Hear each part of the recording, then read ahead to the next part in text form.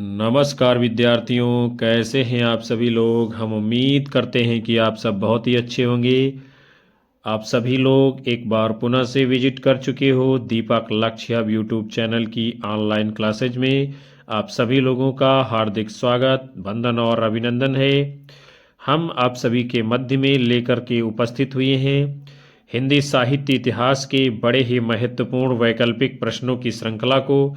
और ऐसे प्रश्न होंगे जो भारतवर्ष की विभिन्न परीक्षाओं में पूछे गए हैं और आपकी आने वाली सभी परीक्षाओं KVS, NBS, DSSB, EMRS, UP, TGT, PGT, LT व अन्य सभी परीक्षाओं में महत्वपूर्ण भूमिका निभाएंगे। तो आप सभी एक बार सेशन को लाइक, कमेंट कर शेयर कर दीजिए और हमारे चैनल के ऊपर यदि आप पहली बार आए हो तो सब्सक्राइब कर लीजिए, बेल आइकन दबाइए, जिससे आपको भी आने वाली कक्षाओं का नोटिफिकेशन मिलता रहेगा। तो चलिए हम लोग शुरुआत करते हैं आज के महत्वपूर्ण पहले प्रश्न के साथ में। आचार्य रामचंद्र शुक्ल का निबंध कविता क्या है सरस्वती पत्रिका में किस वर्ष प्रकाशित हुआ था? 1907, 1908, 1909, 1910। आप सभी को बताना है रामचंद्र शुक्ल जी का निबंध है कविता क्या, सरस्वती पत्रिका में ये किस वर्ष प्रकाशित हुआ है। तो आप सभी का जवाब है विकल्प सी। तो बिल्कुल सही उत्तर आप लोगों का माना जाएगा। हम लोग आगे बढ़ते हैं।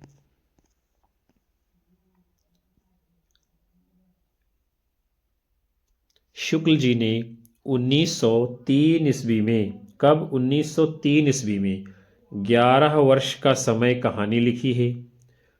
इन्होंने 1898 से 99 में एडिशन के निबंध का जो है अनुवाद किया है। और किस नाम से अनुवाद किया है? कल्पना का आनंद नाम से।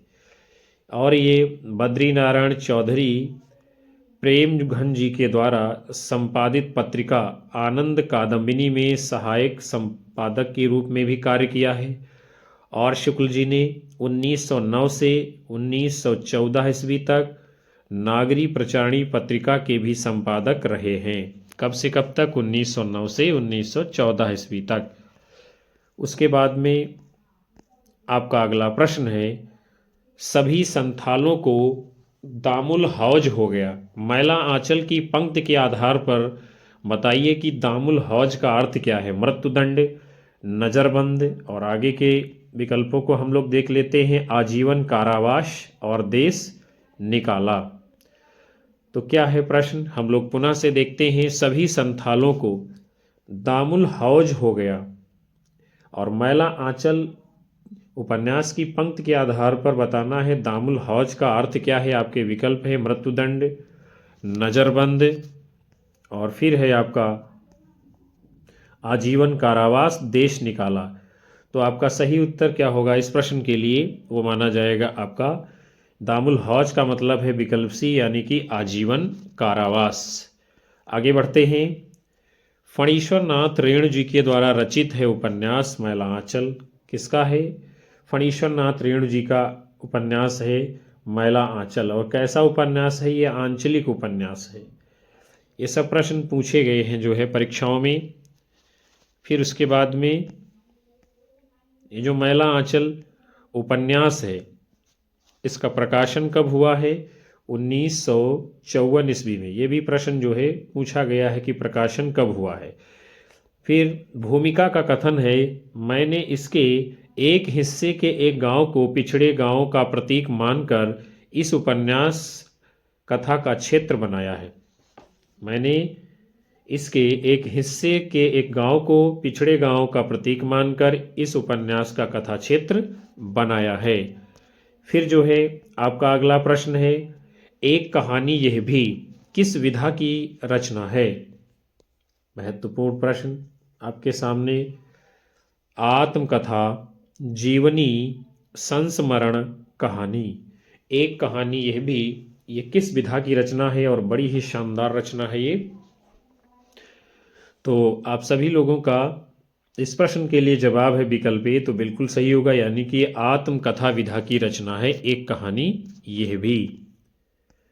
और ये एक कहानी ये भी मन्नू भंडारी जी की आत्मकथा है। किसकी आत्मकथा है? मन्नू भंडारी जी की आत्मकथा है, जिसका प्रकाशन 2007 ईस्वी में हुआ है।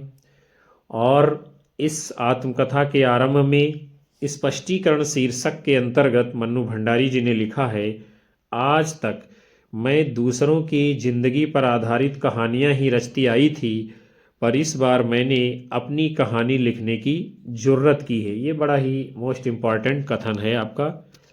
फिर जो है एक कहानी, यह भी आत्मकथा का एक महत्वपूर्ण अंश आप सभी के सामने है।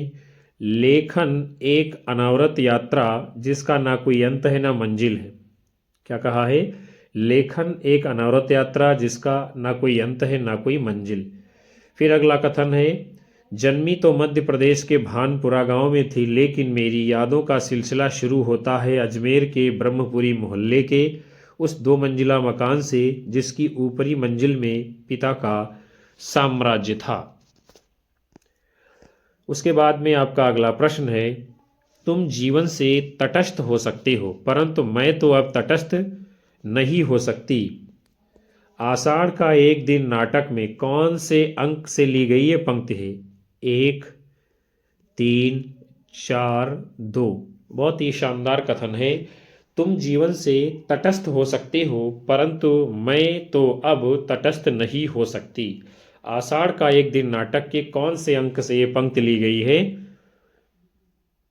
तो आप सभी का जवाब है विकल्प बी, तो ठीक माना जाएगा। यानी आषाढ़ का एक दिन नाटक के तीसरे अंक से ये पंक्ति ली गई है, तुम जीवन से तटस्थ हो सकते हो, परंतु मैं तो अब तटस्थ नहीं हो सकती। और ये कथन किसका है? मल्लिका का है। ये किसका है? मल्लिका का है।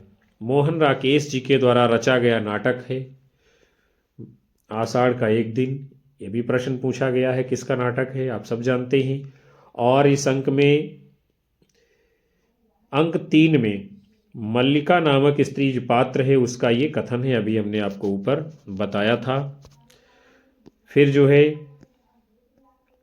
आषाढ़ का एक दिन 3 अंकों का नाटक है। कितने अंक हैं इसमें? 3 अंक हैं। ये भी प्रश्न पूछा गया है, कितने अंक हैं? 3 अंक हैं। और इसका प्रकाशन कब हुआ है? 1958 में। ये भी प्रश्न पूछा गया है। इस नाटक के आरंभ से पूर्व 2 शब्द शीर्षक के अंतर्गत मोहन राकेश जी लिखते हैं, हिंदी नाटक रंगमंच की किसी विशेष परंपरा के साथ अनुस्यूत नहीं है। हिंदी नाटक रंगमंच की किसी विशेष परंपरा के साथ अनुस्यूत नहीं है। आगे बढ़ेंगे हम सभी लोग। आपका अगला प्रश्न है, निम्न में से कौन सा कथन आकाशदीप कहानी से संबंधित है? आकाशदीप कहानी है, आप सब जानते हैं किसकी है। तो उससे संबंधित कथनों के ऊपर हम लोगों को विचार करना है। देखते हैं कौन कौन से हैं। दोनों बंदी नाव स्वतंत्र होने के कारण मुक्त हो गए। तो ये क्या है? कथन है। फिर है अगला, वरुण बालिकाओं के लिए लहरों से पन्ना और सोने की क्रीड़ा शैल मालाएं बना रही थी। ये जो है नहीं है इस कहानी में। फिर अगला है, चंपा आजीवन दीप स्तंभ में आलोक जलाती रही। ये भी बहुत शानदार कथन है, चंपा आजीवन दीप स्तंभ में आलोक जलाती रही, यानी ये भी कथन है। फिर अगला है, बुद्धगुप्त ने उस जगह कोई नाम न होने के कारण उसे बुद्धद्वीप कहने का निर्णय लिया। क्या यह बात कही गई है आकाशदीप कहानी में? आप सब ने पढ़ा है। तो क्या है? ये बात नहीं कही गई है। फिर अगला है, बुद्धगुप्त ने चंपा से कहा कि छोटी नाव पर इधर घूमना ठीक नहीं। ये बात बिल्कुल सत्य है। बुद्धगुप्त ने क्या कहा चंपा से? कि छोटी नाव पर इधर घूमना ठीक नहीं। और ये पात्रों के भी नाम आपको याद रखने, बुद्धगुप्त, चंपा, ये जो है आकाशदीप कहानी के पात्र हैं। तो आपका सही कौन सा है? ए, सी और ई। ए, सी और ई जिस विकल्प में होगा वही आपका सही उत्तर माना जाएगा। ए, सी, ई किसमें है? विकल्प सी में। और यही आपका सही जवाब है इस प्रश्न के लिए। आगे बढ़ते हैं हम सभी लोग। आकाशदीप जयशंकर प्रसाद द्वारा रचित कहानी है। किसकी कहानी है? जयशंकर प्रसाद जी के द्वारा रचित कहानी है।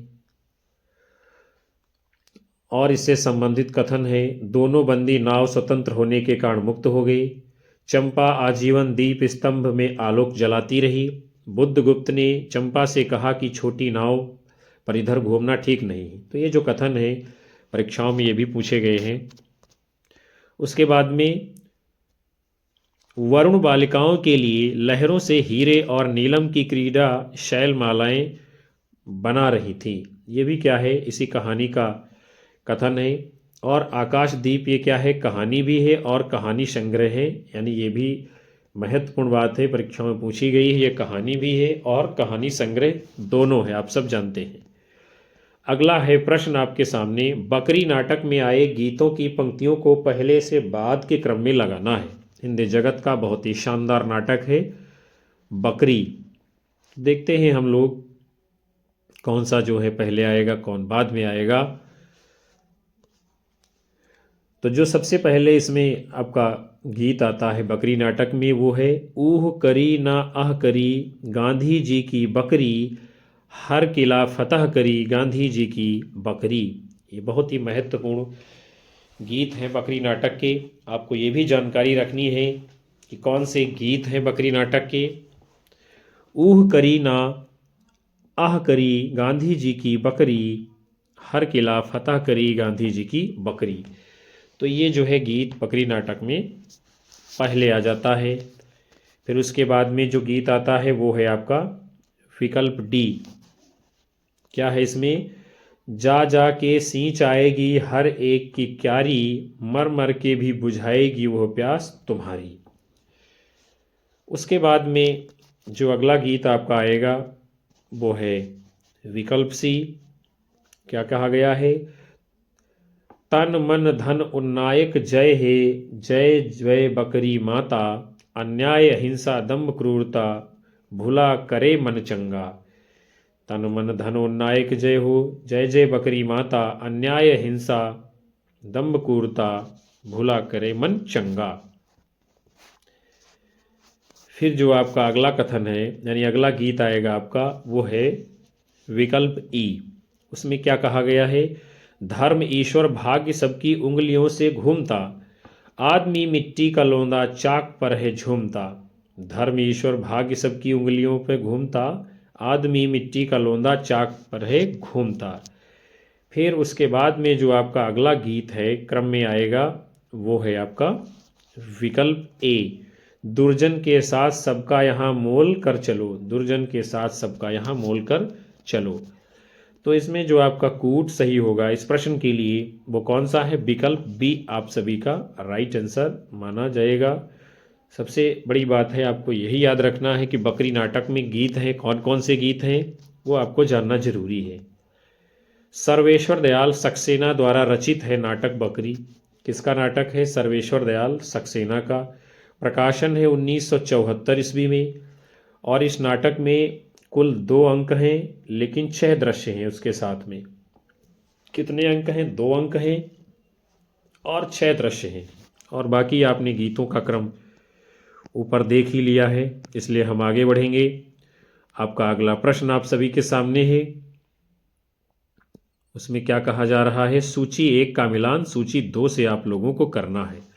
यानी एक तरफ है आपके निबंध लेखक और दूसरी तरफ है उनके निबंध, उनका मिलान करना है। तो सबसे पहले कौन है, नामवर सिंह जी। नामवर सिंह जी जो हैं, तो नामवर सिंह जी का निबंध कौन सा है, संस्कृत और सौंदर्य।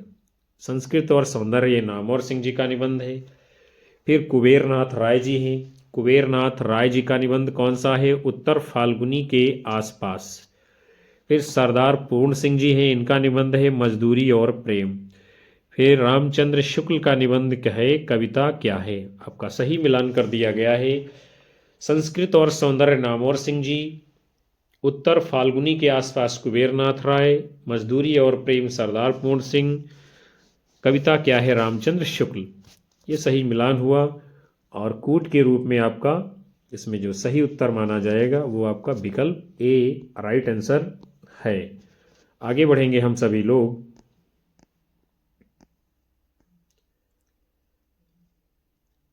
आचरण की सभ्यता, ये निबंध किसका है? सरदार पूर्ण सिंह जी का है। श्रद्धा और भक्ति निबंध किसका है? रामचंद्र शुक्ल का है। कवि कर्तव्य निबंध किसका है? महावीर प्रसाद द्विवेदी जी का है। धर्म और समाज निबंध किसका है? चंद्रधर शर्मा गुलेरी जी का है। धोखा निबंध किसका है? प्रताप नारायण मिश्र जी का है। तो ये भी आपको ध्यान में रखना है, ये भी सब पूछे गए निबंध है परीक्षाओं में।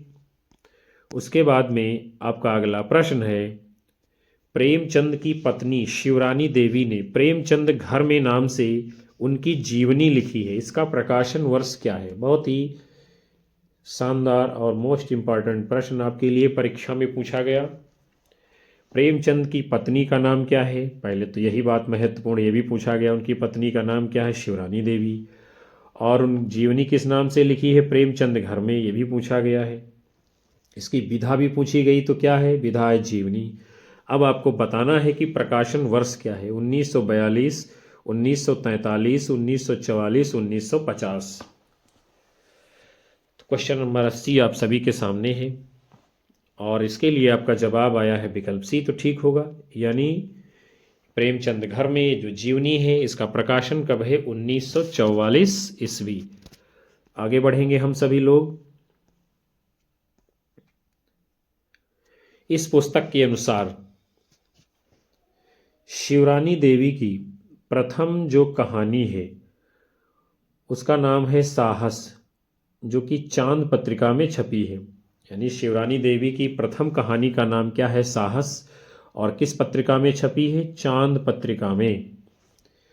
शिवरानी देवी 2 शब्द शीर्षक के अंतर्गत लिखती हैं, पाठकों के सामने इस पुस्तक को रखते हुए मुझे वही सुख अनुभव हो रहा है जो एक आदमी को अपना कर्तव्य पूरा करने में होता है। महत्वपूर्ण बात कही है। आगे बढ़ते हम सभी लोग। फिर अगला बहुत ही शानदार और महत्वपूर्ण प्रश्न आप सभी के सामने है। क्या है? नागमती वियोग खंड में पीयू वियोग अस बाउर जीव में बाउर का अर्थ क्या है?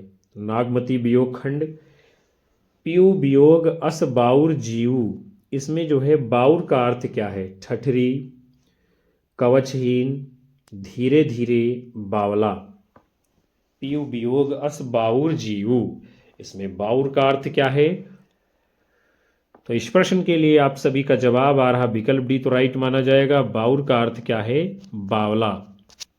आगे बढ़ेंगे हम सभी। मलिक मोहम्मद जायसी जी के द्वारा रचित क्या है? पद्मावत प्रबंध काव्य के अंतर्गत नागमती वियोग खंड आता है, वहीं से ये पंक्ति ली गई है। पीयू वियोग अस बाउर जीव, पीयू वियोग अस बाउर जीव, जिसमें बाउर का अर्थ क्या है? बावला। पद्मावत ठेठ अवधि की रचना है। कैसी है? ठेठ अवधि की रचना है। ये भी प्रश्न पूछा गया है, पद्मावत कैसी भाषा में है? तो ठेठ अवधि में है। जबकि रामचरितमानस ये साहित्यिक अवधि में लिखा गया है और ये भी पूछा गया आपका प्रश्न है। पद्मावत में 12 मासा वर्णन मिलता है, ये भी प्रश्न पूछा गया है। पद्मावत में 12 मासा वर्णन मिलता है। आगे बढ़ते हैं। आपका अगला प्रश्न है, निम्न में से कौन से युग्म सही सुमेलित हैं? देखना है हम लोगों को कौन सही सुमेलित हैं, रचनाएं और रचनाकार हैं।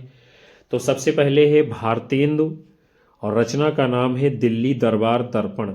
यानी कि क्या ये रचना भारतेंदु जी की है?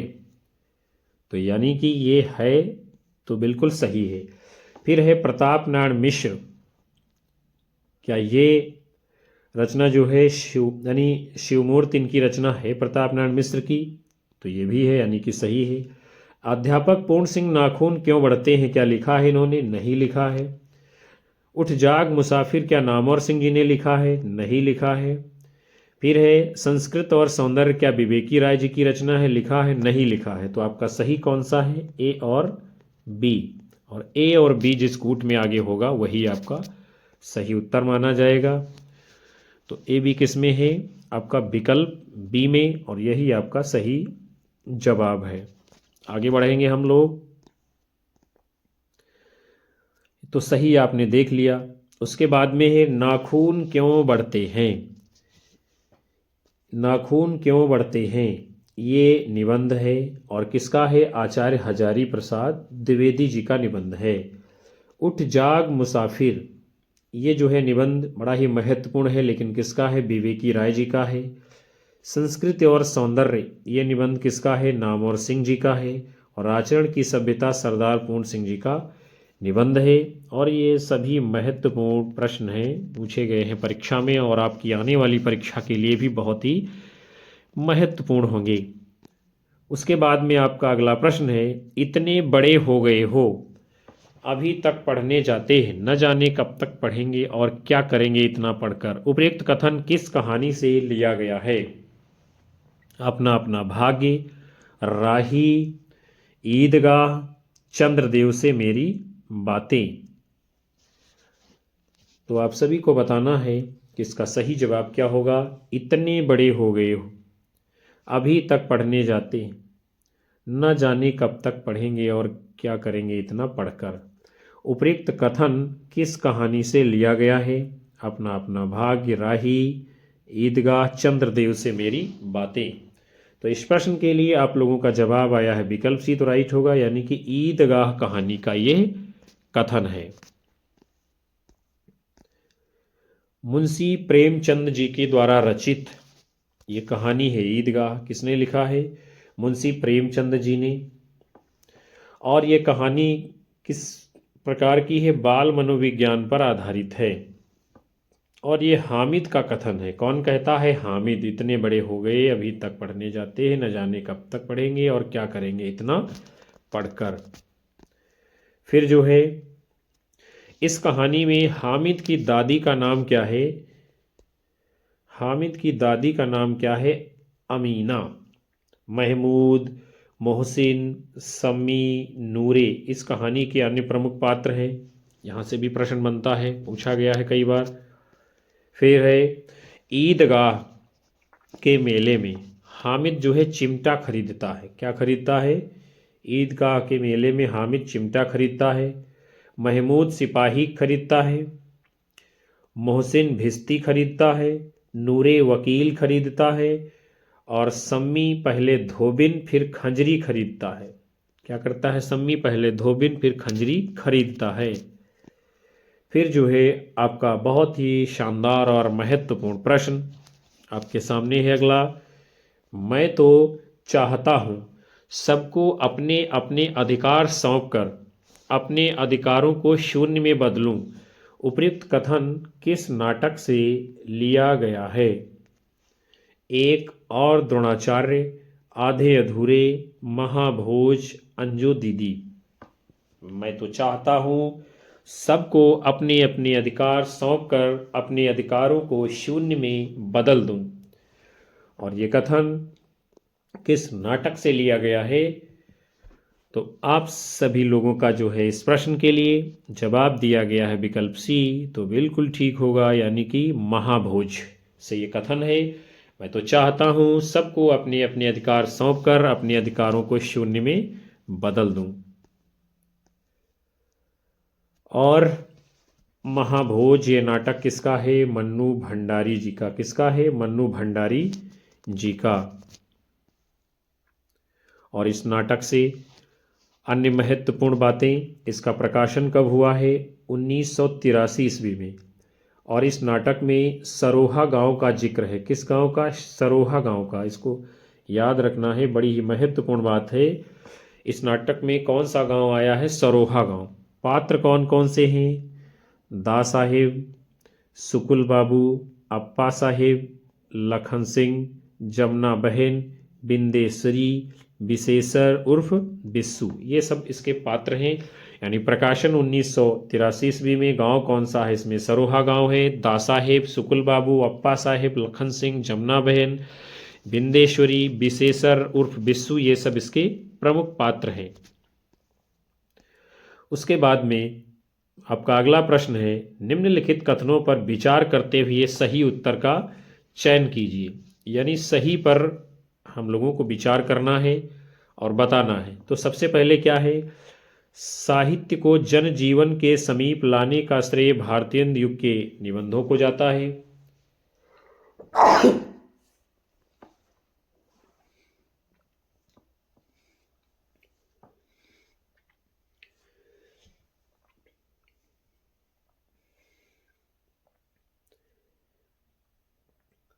साहित्य को जनजीवन के समीप लाने का श्रेय भारतेंदु के निबंधों को जाता है। क्या ये बात सत्य है? तो ये कथन बिल्कुल सही है।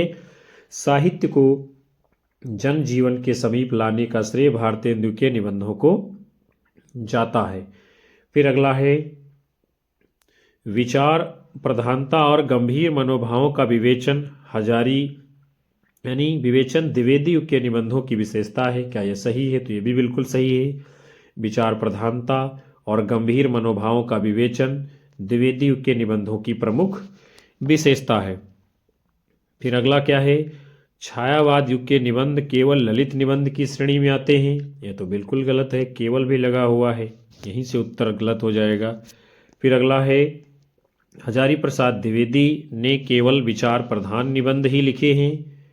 तो ये भी क्या है, बिल्कुल गलत। यहाँ भी केवल लगा हुआ है और ही लगा हुआ है, ये सब जहाँ आ जाएगा वैसे भी गलत हो जाएगा। फिर अगला है आपका, कुबेरनाथ राय ललित निबंधकार हैं। ये बात बिल्कुल सही है, पूछा भी गया है कई बार ये प्रश्न। कुबेरनाथ राय कैसे निबंधकार हैं? ललित निबंधकार हैं। तो आपका सही कौन सा है? ए, बी और ई। तो जिस कूट में आपका होगा ए, बी, ई और वही होगा सही उत्तर आपका। तो ए, बी, ई किस में है? आपका विकल्प डी में, और यही आपका सही जवाब है।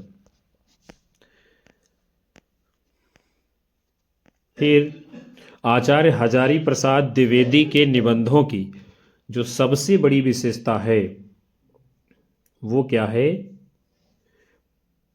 प्रसंग गर्भत्व। क्या विशेषता है? प्रसंग गर्भत्व। ये पूछा भी गया है, आचार्य हजारी प्रसाद द्विवेदी के निबंधों की सबसे बड़ी विशेषता क्या है? प्रसंग गर्भत्व।